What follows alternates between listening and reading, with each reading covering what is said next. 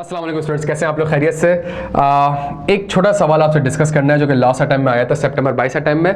Kaif 8 audit and assurance. देखें, मैंने थोड़ी देर पहले एक वीडियो बनाई जिसमें मैंने कहा पेपर में 70 से 80 मार्क्स ऐसे थे जो कि अपेरेंटली मुझे लग रहा है कि जो बच्चा फेल हुआ है 20, 25, 30, 35 मार्क्स पे, तो उसने 70-80 मार्क्स में से हार्डली शायद 20 मार्क्स सिक्योर करेंगे। बड़ा कॉन्सेप्चुअल और सिनेरियो बेस्ड पेपर था, सही है। मैं आज कल हमारा एक डिटेल्ड सेशन होने जा रहा है इंशाल्लाह 3 से 5 वेडनेसडे को 3 से 5 एक सेशन होने जा रही है, इसमें हम सारे सवाल डिस्कस करेंगे। ये एक छोटी सी वीडियो, एक ट्रेलर है ताकि आपको आइडिया हो जाए कि हाँ यार ये इस तरीके से शायद हमने मिस्टेक्स कर दी हैं। कल इंशाल्लाह डिटेल में एक सवाल को हम डिस्कस करेंगे। देखें, मेरे पास मौजूद है क्वेश्चन नंबर 3। अगर मैं सवाल आपके साथ देखूं तो सवाल में एक काम हम ये करते हैं, कुछ हमें सवाल में इंफॉर्मेशन दी हुई है, ठीक हो गया जी। उसके बाद हमें सवाल की रिक्वायरमेंट है evaluate each of the above independent situation. इनको मैंने इवेल्युएट करना है और फिर उसके बाद सबसे इंपॉर्टेंट चीज कि इवेल्युएट करने के बाद मैंने एक काम ये करना है कि मैंने discuss the impact of each of the matters on the audit report including the impact on the key audit matter section. तो मैंने फिर इसके बाद इवेल्युएशन के बाद मैंने ऑडिट रिपोर्ट में भी इसका इंपैक्ट को डिस्कस करना है, ऑडिट रिपोर्ट में भी इसके इंपैक्ट को डिस्कस करना है इंक्लूडिंग की ऑडिट मैटर। चले जी, अब एक काम फौरन से हम ये कर लेते हैं, सवाल को देखना स्टार्ट करते हैं, और सवाल की इंफॉर्मेशन को यूज करके इस आंसर को ड्राफ्ट करते हैं और आपको रियलाइज हो जाएगा मसला कहाँ पे आ रहा है। देखें, सबसे पहले information, the clients management has refuse to provide written representation. सवाल में लिखा हुआ है कि जी मैनेजमेंट आपको रिफ्यूज कर रही है टू प्रोवाइड रिटन रिप्रेजेंटेशन। किस चीज के ऊपर रिटन रिप्रेजेंटेशन भाई, किस चीज के ऊपर? About the management responsibility, about the management responsibility. अगर मैनेजमेंट रिस्पॉन्सिबिलिटी के ऊपर आपको रिटन रिप्रेजेंटेशन प्रोवाइड नहीं कर रही, अब आपने इसको इवैल्यूएट करना है। जब आप इसको इवैल्यूएट करेंगे तो आप फौरन से कहेंगे ठीक है जी, इसके ऊपर आइजा 580 अप्लाई होता है। आइजा 580 कहता है कि रिटर्न रिप्रेजेंटेशन से मुझे sufficient appropriate audit evidence obtain होते हैं, सही है। रिटर्न रिप्रेजेंटेशन से मुझे sufficient appropriate audit evidence obtain, कैसे? बिकॉज जो मुझे ऑडिट एविडेंस मिले होते हैं ये इनको सपोर्ट करता है, लेकिन हाँ, return representation alone can not provide sufficient appropriate audit evidence. ये कॉन्सेप्ट आपने डिलीवर किया। फिर आपने कहा आइजा 580 स्पेसिफिकली कहता है there is an specific requirement to obtain the return representation about the management responsibilities. And what are those management responsibilities? To prepare FS in accordance with IFRS and to provide all the information to the auditor. अगर ये evaluation में आपने concept deliver करे, मैं वापस से repeat कर दूं, आइजा 580 ट्रिगर करेगा और वो कहेगा रिटर्न रिप्रेजेंटेशन आपके ऑडिट एविडेंस को सपोर्ट करता है जिसकी वजह से आप sufficient appropriate audit evidence obtain कर सकते हैं। रिटर्न रिप्रेजेंटेशन के स्टैंडर्ड में स्पेसिफिकली मेंशन है कि आपने मैनेजमेंट रिस्पॉन्सिबिलिटी के ऊपर ये रिटर्न रिप्रेजेंटेशन लेनी है। अच्छा, अगर मैनेजमेंट आपको ये रिटर्न रिप्रेजेंटेशन प्रोवाइड नहीं करती, what could be the impact on the audit report? As an auditor आप डिस्क्लेमर देंगे, बिकॉज इसका इंपैक्ट मटेरियल तो है ही है, मटेरियल के अलावा परवेजिव भी है। और परवेजिव क्यों है? Financial statement, IFRS, all information. इसके इंपैक्ट को कभी भी आप स्पेसिफिक नहीं, पूरे एफएस की बात चल रही है, सारी इंफॉर्मेशन की बात चल रही है, आप डिस्क्लेमर देंगे। लेकिन वो कह रहा है कि मुझे कैम के ऊपर भी इंपैक्ट बताएं। आपने अपने आंसर में लाजमी मेंशन करना था कि जब मैं डिस्क्लेमर देता हूं तो मैं की ऑडिट मैटर का सेक्शन इंक्लूड नहीं करूंगा। ये बच्चे ने शायद स्किप कर दिया होगा, जब आप डिस्क्लेमर देते हैं तो आप की ऑडिट मैटर का सेक्शन इंक्लूड नहीं करते।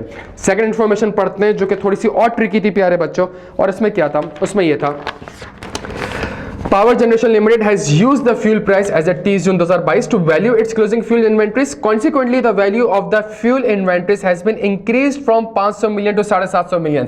अच्छा जी, फ्यूल इन्वेंट्री को मेजर करने के लिए उसने फ्यूल प्राइसेस ली हुई है, फ्यूल प्राइसेस को 500 मिलियन से बढ़ा के किस पे रिकॉर्ड कर दिया है? 750 मिलियन पे रिकॉर्ड कर दिया है। The company has used the fuel price, consequently the value of fuel inventories has been increased from 500 to 750. Profit before tax for the year ended is 2000 million और profit before tax आपके पास 2 अरब रुपए का है। इसमें मसला क्या है, इसमें मसला ये अपेरेंटली सवाल से ये लग रहा है कि यार क्लोजिंग स्टॉक तो मेजर होता है लोअर ऑफ कॉस्ट एनआरवी पे, आपने शायद उसकी मार्केट वैल्यू या फेयर वैल्यू पे कर दिया होगा। लेकिन यहाँ पे सबसे जो इंपॉर्टेंट चीज़ थी, इवैल्यूएशन में आपने क्या लिखना था। देखें, इवैल्यूएशन में आपने बताना था, सबसे पहले अगर आप चाहते तो आप कह देते कि भाई जो भी मेरे पास फॉर एग्जाम्पल IS2 इन्वेंट्री है या उसका जो कॉम्पोनेंट है वो मेजर होता है मेरे पास लोअर ऑफ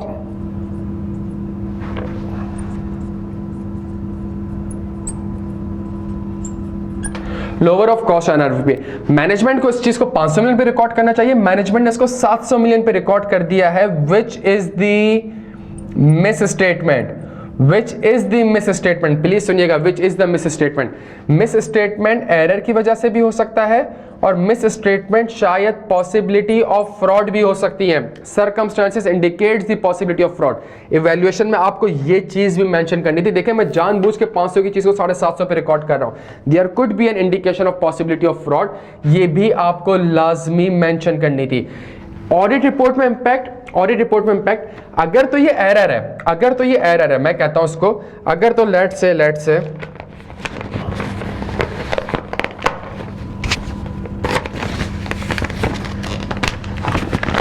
मैं सेकंड सिनेरियो डिस्कस कर रहा हूं। अगर तो ये एरर है प्यारे बच्चों, तो एरर के केस में तो ये मिस स्टेटमेंट हो गई, एरर के केस में तो ये मिस स्टेटमेंट हो गई। क्या ये मिस स्टेटमेंट मेरे पास मटेरियल है? क्या ये मिस स्टेटमेंट मेरे पास मटेरियल? मुझे implication on audit report discuss करना है। क्या ये मटेरियल है? मेरे पास 2 अरब का प्रॉफिट बिफोर टैक्स दिया हुआ है, इसके बेसिस पे अगर मेरे पास मटेरियलिटी निकलेगी तो 2 अरब का जो 5% होगा वो शायद लेट से 100 मिलियन है, वो शायद 100 मिलियन है। ठीक है जी, 100 मिलियन मेरी मटेरियलिटी है। मिस स्टेटमेंट की अमाउंट जो है वो 500 से 750 पे लेके चला गया है, वो 250 मिलियन है जी। मिस स्टेटमेंट मटेरियल है, मिस स्टेटमेंट मटेरियल है, तो मैं कौन सा ओपिनियन दूंगा? मैं क्वालिफाइड ओपिनियन एक्सप्रेस करूंगा प्यारे बच्चों, मैं क्वालिफाइड ओपिनियन एक्सप्रेस करूंगा।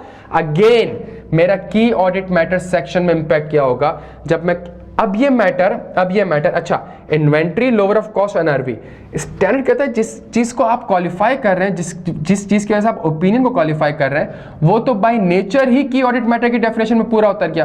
तो एक ऐसा मैटर है जो कि की ऑडिट मैटर भी है, मतलब 701 भी है, और एक ऐसा मैटर जो कि क्वालिफाइड ओपिनियन भी है, मतलब 705 भी है। तो इसको मैं कम्युनिकेट कहां पे करूंगा? ये कॉन्सेप्ट आपको डिलीवर करना था, ये चीज क्वालिफाइड ओपिनियन में ही कम्युनिकेट होगी। लेकिन की ऑडिट मैटर के सेक्शन में आप रेफर कर देंगे कि in addition to the matter as described in basis for qualified opinion following are the additional key audit matter. ये कॉन्सेप्ट सबको पता थे, सब याद करके जाते हैं, इसको यहां पे इस तरीके से एक्सप्लेन करना था। और अगर पॉसिबिलिटी ऑफ फ्रॉड है, लेट से अगर फ्रॉड है तो फिर तो शायद मैं विड्रॉ ही कर जाऊं, विड्रॉ कर दूंगा तो मैं रिपोर्ट ही इशू नहीं कर रहा हूं। बच्चों, यहां तक बात समझ आती है? ये फ्रॉड वाली चीज का कॉन्सेप्ट डिलीवर करना था।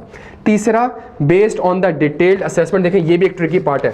Based on the detailed assessment the management of Walmart limited believes that the company may not be a going concern, consequently they have prepared the FS statement on a liquidation basis. Going concern basis appropriate नहीं है और financial statements बनने जा रहे हैं किस basis पे बनने जा रहे हैं भाई? लिक्विडेशन बेसिस पे, ऑल्टरनेटिव बेसिस पे। सही है? अच्छा जी, इवैल्यूएट करें इस चीज को इवैल्यूएट ऐसे करेंगे कि जी अगर मैनेजमेंट की इंटेंशन नहीं है तो यस फाइनेंशियल स्टेटमेंट किस बेसिस पे बनाऊंगा मैं? फाइनेंशियल स्टेटमेंट IS1 कहता है फाइनेंशियल स्टेटमेंट किसी और बेसिस पे बनेंगे, लेट से लिक्विडेशन बेसिस पे बनेंगे, प्लस एफएस में एक एडिक्वेट डिस्क्लोजर जाएगा। फाइनेंशियल स्टेटमेंट में एक एडिक्वेट डिस्क्लोजर जाएगा।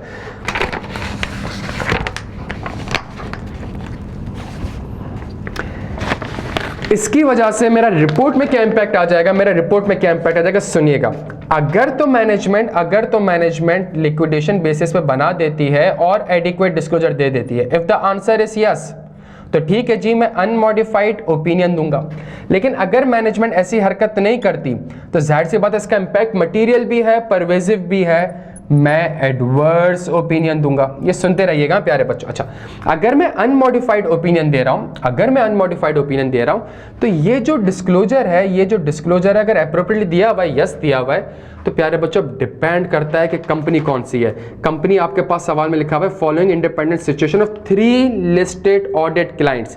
तो इसका मतलब है सर ये जो एडुकेट डिस्क्लोजर है ये एम्फेसिस की कंडीशन भी पूरी कर रहा है, ये कैम की कंडीशन भी पूरी कर रहा है, लेकिन इसको मैं चाहूं तो कैम में कम्युनिकेट कर सकता हूं बिकॉज ये मैटर मेरे लिए सिग्निफिकेंट मैटर है, एफएससी दूसरे बेसिस बनने चाह रहा है। लेकिन अगर मैं एडवर्स ओपिनियन देता हूं, इस बेसिस पे, तो मुझे यहां पे रिपोर्ट इसके अलावा अगर कोई की ऑडिट मैटर होंगे तो वो मैं कम्युनिकेट कर सकता हूं। लेकिन मुझे एक चीज का ख्याल रखना पड़ेगा कि कहीं शेयर होल्डर को, स्टेक होल्डर्स को, यूजर्स को ये ना लगे कि जो चीज एफएस में, जो चीज रिपोर्ट में ओपिनियन एडवर्स है और कैम जिनके ऊपर दिया जा रहा है उनकी क्रेडिबिलिटी ज्यादा है प्यारे बच्चों।